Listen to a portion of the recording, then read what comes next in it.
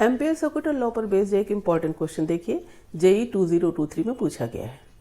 Question क्या है? A long straight wire of circular cross section radius A is carrying steady current I.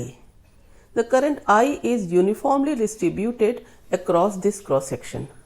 The magnetic field is, 4 option दिए गए हैं। कौन सा ऑप्शन करेक्ट होगा बताना है। क्वेश्चन में दिया गया है लॉन्ग वायर है ए रेडियस वाला, उसमें करंट आई बह रही है। तो ब्लैक कलर का वायर मैंने यहाँ शो किया है, सी पी रेडियस है ए, इसके थ्रू करंट आई बह रही है।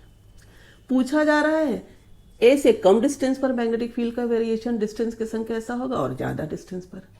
तो हम भी तो ए से कम डिस्टेंस पर मान लो पॉइंट P1 ले रहे हैं, तो सी P1 रेडियस का एक इमेजिनरी वायर कंसीडर करेंगे।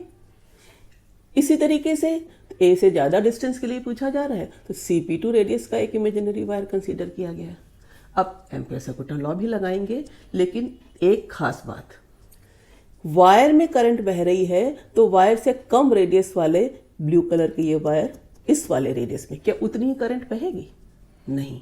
इसलिए दिए गए वायर का area of cross section pi A square है, करंट आई है, तो अंदर किसी पॉइंट पर जिसकी रेडियस आर है वो लेस देन ए है, उसका area of cross section pi r square होगा, तो उससे कितनी करंट बहेगी ये निकालेंगे। पाई ए स्क्वायर से आई, पाई आर स्क्वायर से आई डैश की वैल्यू कितनी आ जाएगी?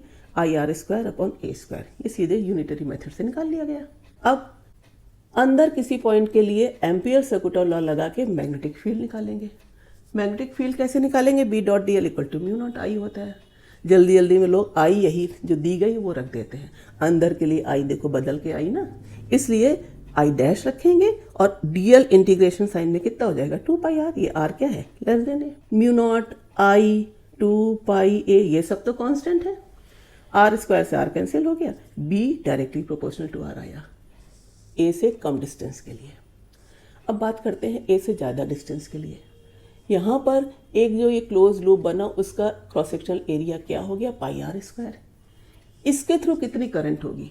इस बड़े रेड कलर के इमेजिनरी वायर्स के अंदर से पूरी करंट आई ही तो बह रही है, इसलिए ampere circular law B dot D L mu naught I है। इसमें बी इक्वल टू क्या हो गया? Mu naught I upon 2 pi R, integration D L 2 pi R है।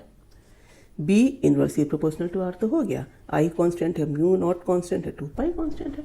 यानी वायर की रेडियस से बाहर किसी पॉइंट पर magnetic field variation inversely proportional to distance है, वायर की रेडियस से अंदर किसी पॉइंट के लिए magnetic field variation directly proportional to distance है।